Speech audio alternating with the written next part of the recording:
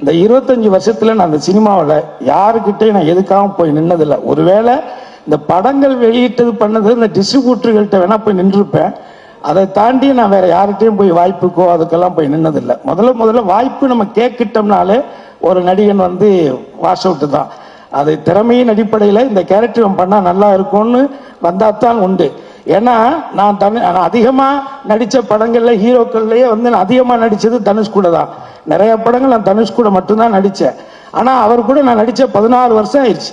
அதுக்கப்புறம் இப்போ நான் கரையில் நடிச்சிருங்க. அந்த கரையில் அவருக்கு அவார்டு கிடைச்சிச்சுன்னா எனக்கும் கொடுத்தாகணும். இல்லைன்னா நான் கவர்மெண்ட் சென்ட்ரல் கவர்மெண்ட் மேலே வெறுப்பாயிருவேன். ஏன்னா நான் பிஜேபியை திட்டங்கிட்டேன்னு சொல்லி கொடுக்காமலாம் அவாய்ட் பண்ணிடக்கூடாது, கொடுத்தே ஆகணும்.